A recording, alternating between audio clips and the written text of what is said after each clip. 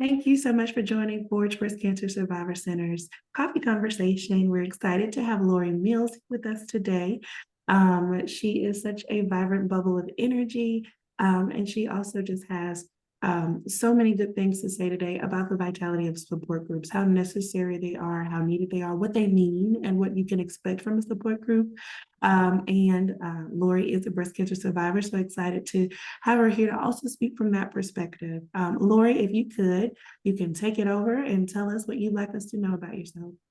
Great. Hey, my name is Lori Mills, and let's see, where do we start? So I am married. I have a husband and two children. I have a 10-year-old and an 8-year-old, and we live just outside Birmingham with our two dogs. Professionally, I work as a clinical social worker, and I also teach adjunct social work classes at UAB. And within this past year, in last March, I was diagnosed with stage 2 invasive ductal carcinoma. I had gone to my GYN for a regular visit in early February, and then she felt something. And in late March, I had a mammogram and was subsequently diagnosed. So it's been a year full of surgery and chemo and reconstruction. And now I feel like I have come out on the other side of things to say. And so now I'm just doing long-term hormone suppression and some other medications to make sure that recurrence doesn't happen. So that has been my story in a nutshell about breast cancer.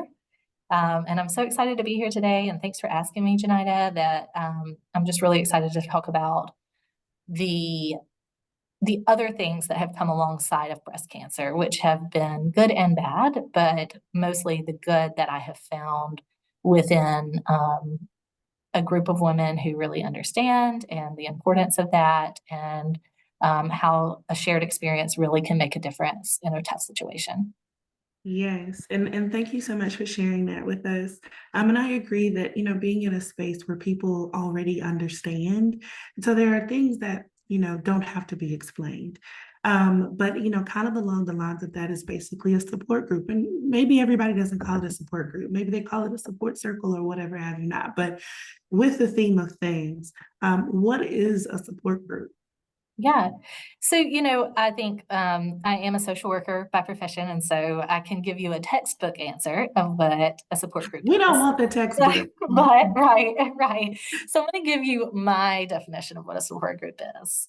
I think a support group to me is a group of people who have a shared experience. So a group of women who have come together because they have both lived through, or they've all lived through a similar situation that is a non-judgmental, accepting group for us to be able to provide encouragement and empathy, sometimes advice, but mostly not, because the advice, we're not there to know more about cancer necessarily. We're there to know more about how we've dealt with certain situations. And I think it can be as informal or as formal as you want. For me, it's looked like that right when I was diagnosed last spring, I have a local friend who I knew had gone through breast cancer before me. So I reached out to her, and she knew somebody who was recently diagnosed. And it kind of rolled into now, just in my community, we have 9 women who have breast cancer, who we are all of similar age children. And that looks like we've been going to dinner about once a month since probably May of last year. And we have a running text chain, and it's a time that we can openly say what we're feeling and someone understands. And also that we just, sometimes it can be a funny meme. Sometimes it can be I'm really concerned and really worried. And it's a time that we can all understand what that shared experience is, even if we're not going through the same exact thing. Yes, and thank you so much for giving a real definition. 'Cause I think there's just so much that we can learn about what support groups can do to benefit someone. And so, kind of the theme of this conversation is kind of just talking about, why are support groups so important? And I get that they're not a fit for everyone, but they Mhm. are so important to those who are a fit, who do need that safe space. So can you kind of lean into why are support groups so important when you're going through something such as breast cancer or really just any life event that has a huge impact? Yes, yes, yes. I think you're exactly right. I think that support groups, while beneficial for most, some people, that's not their jam, right? And some people may not feel comfortable. But on the flip side, I would say that there's value in learning from others in whatever form fits how you most feel comfortable, right? I think there's so much value in in being vulnerable and being authentic about what you're going through. And like you said, there can be support groups in many forms about many things. I mean, today we're talking about breast cancer, but I know for me that throughout my life, through different things that I've dealt with, I have needed that support for each situation, right? I've needed somebody to come alongside me and say, "Hey, it's gonna be okay. Let me talk to you about this. Let me tell you how I've been through it." I think breast cancer receives lots of support, right? We all know that. We've all lived through Octobers where everything is pink, right? Hmm. Everybody has a mostly everybody has a good medical system, right, to support an all-encompassing, like, this is a plan. It's kind of a, if you fit these boxes, we'll do this, this, this, this. But I think sometimes where that fails is that the medical system doesn't necessarily need to be our support system, right? The medical system is there for a good reason. They're here to treat your cancer, to do what they need to do to make sure you're healthy. But if we're looking to the medical system to find that answers to why am I up at 2 o'clock in the night, at 2 o'clock in the morning, trying panicking because I don't know what this means for me, the medical system isn't always the place for that, right? And sometimes we have to seek that out, be that in natural groups that occur because somebody knows somebody who's been through it, be that some more formalized groups like through Forge. And I think there is so much power in us being vulnerable with one another, and that we learn and we grow because of others' experiences. And I find so much strength in that. I think that there are people who have different levels of privacy, right? I mean, we have people who are like, well, I don't want to burden anybody. I don't want to, I don't want to, I don't know anybody. I feel nervous. And all of those things are valid. Absolutely, those are valid. But I think if you can find somewhere and some people who you really trust, that Hmm. it makes all the difference. I think there is it's a way to find the good in a situation too. So much of cancer is tough, right? Hmm. And then I love that you said finding people you can trust, but also being open to meeting people you can begin to trust, right? Some of us, meet people in our lives that we don't know from anywhere, that we're not related to, that we didn't grow up with, or whatever. But sometimes we meet people in our lives that get us through our darkest moments because we have learned to trust them with our vulnerability. Mhm, So I think that that is also a tool that you can keep in your toolbox when exploring a support group. Really, mhm, any support, right? You're going to have a level, be comfortable with developing a level of trust. With your experience. And I think what makes support groups so different is because usually it's peer led. So it's not just somebody who's talking from, well, I learned this from somewhere. It's someone who's gone through these things and can speak to, like, not only do I know, what it feels like to feel like nobody in your life understands what you're talking about when you come home and you talk about what the doctor gave you a list mhm, of and what to expect. It's nice to be able to go to a space with people that you've built a level of trust with, you're working to build a level of trust with, and then saying, I don't even have to explain to y'all what stage 2 means. I don't have to explain to you, why this treatment has this effect or why I feel this way. Sure, I have a supportive spouse or parents or family, but I still have this sense of loneliness that only a fellow peer can understand. And so I think that that is so much power in being able to recognize in order to get to that feeling, you have to release a lot of the control. You have to gradually, not in one day, but maybe gradually releasing some of the control as far as trusting others to support you. Mhm. And I love what you said about being open to a new experience, right? Like I think specifically about this group of women who I have come to know just because of breast cancer, and I wouldn't have encountered them most likely at any other place in my life. Especially, I wouldn't have encountered them on the level that we know each other now, right? Mhm. So I think that, um, and they are some of the strongest women I know, and I'm so thankful now that I can go to them. I can shoot out a text and receive an answer within 30 seconds from one of them saying, "Hey, yeah, that happened to me too," right? And I think that being open comes naturally easier to some people than others. But I still think even if you come in and you're reserved, if you're like, I don't know about this, I'm not real sure, that I still think that it's worth it, right? It's worth it um, to be authentic about how you're feeling. A lot of us do have really strong families, and I am thankful that I am one of those people. And my support system within my family and my friends who have not had breast cancer is robust. But I think there is something that they cannot understand. And as much as they will try, as much support, and I feel so loved and supported, there's a different level of having a conversation who with someone who really gets it. Mhm. And there is just so much value in that shared experience. There is, like you said, an immediate, now you may not fully trust somebody, but immediately, hey, we're on the same level. She gets it. She understands. So if I say this, I am safe. I am safe to say this in front of this person.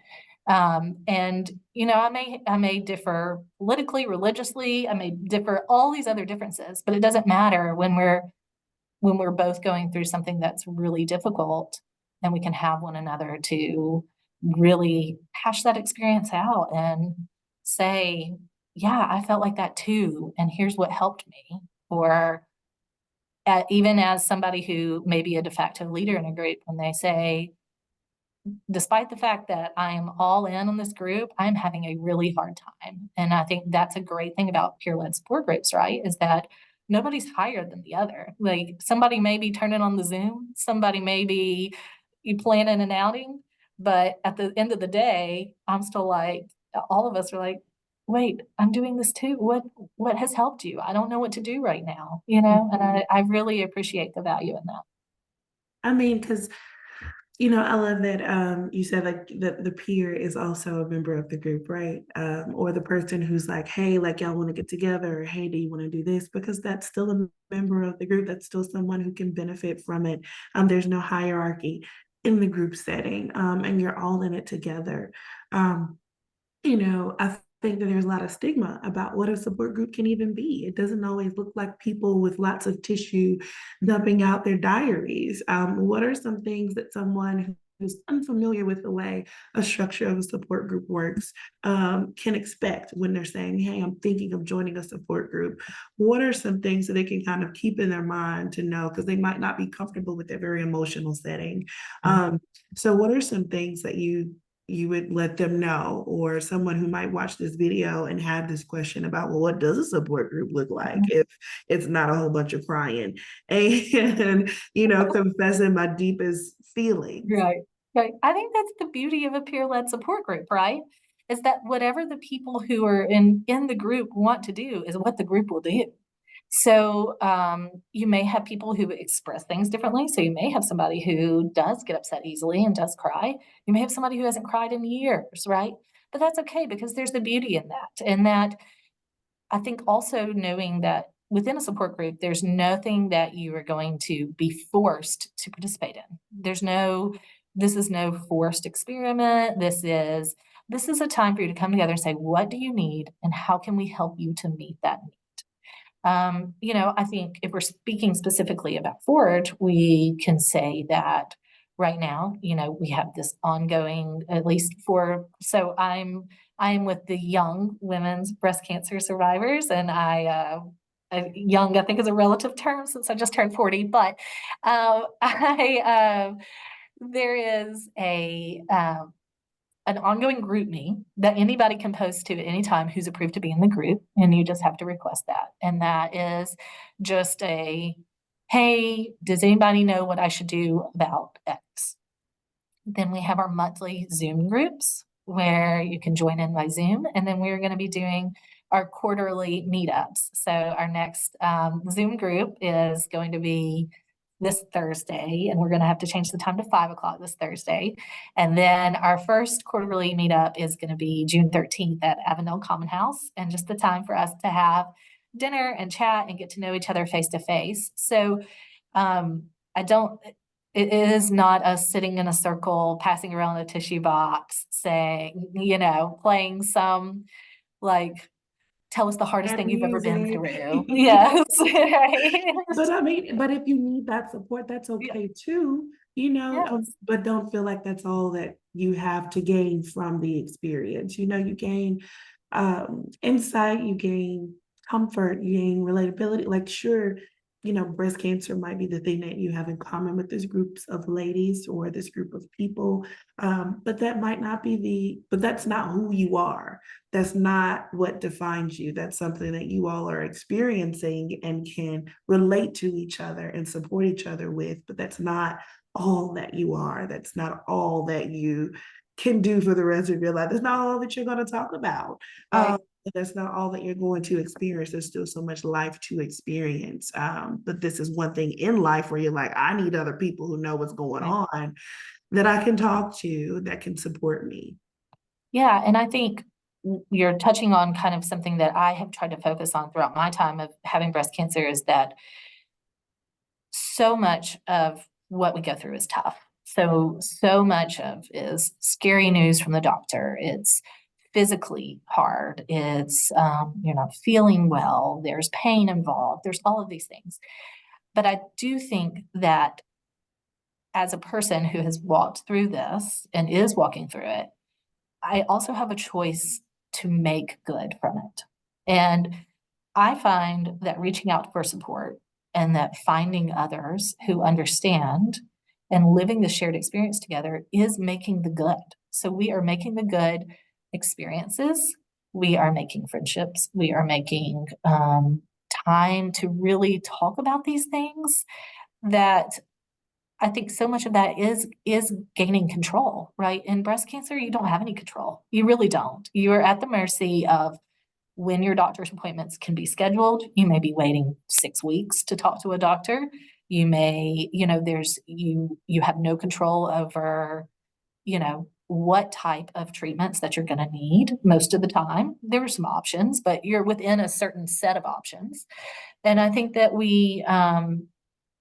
the most, taking as many opportunities to be in control for ourselves is healthy. And so one of those things we can do is to reach out. And I think the other side of this, and I feel like I'm coming through it at the moment, is that at the beginning, obviously, I needed everyone to pour into me. I needed everyone to pour all of their advice, their support, their encouragement. I needed everything. Mhm. Um, Now I'm beginning to do that for others. And I think that is such a beautiful concept of saying, I've been through this. This has been really hard. I received such strong, good, adequate support. And now it's my turn to turn around to do that for someone else. And I think that that is something that will continue on. Maybe I shouldn't go so far as to say this, but I do feel like it is a responsibility, right? Like it's a responsibility. If I can successfully navigate this, then it's my responsibility to also help others do that. And so I find so much value in learning and growing together and us being able to share what we know and what we've been through. And then make new experiences. Yeah, And exactly. being able to Yeah, make new experiences, like, oh, I remember the time, like maybe you met like one of your best friends, yeah, like, you just never know the journey that you're starting. Or saying, hey, like how you have an outing next month for the support group that you leave for Forge. Um, and someone say, I've never been to this place before. It's so fun. I'm gonna mhm, bring my family here. Or hey, like let's go and do this the next time. And then you might have the conversations that you need to have, but also being able to do things that you enjoy together.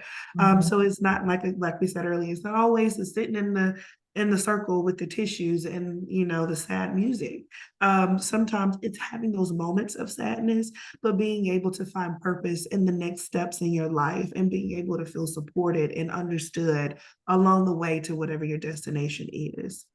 Yeah, yeah, absolutely, absolutely. Thank you so much, Lori, for this coffee conversation today. I really enjoyed talking to you, social worker to social worker.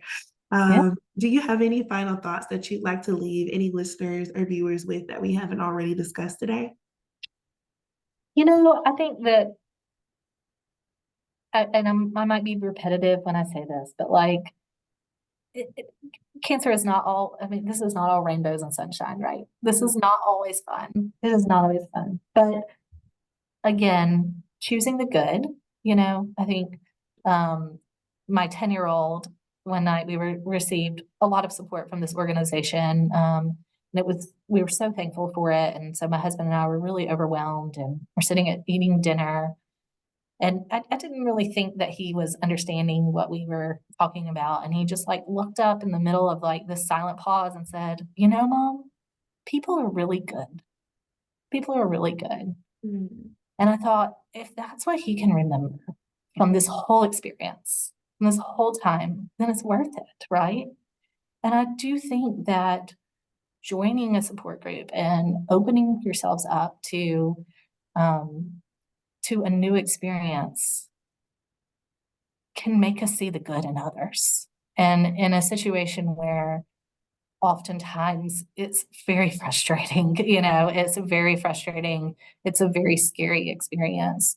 I think making room for those good experiences matters. And so I know that people may be reluctant to join a support group. I know that they may say, I have what I need. I have my friends. I have my church. I have my family. I have my wherever your support lies. That is true. And I'm so thankful that people have that.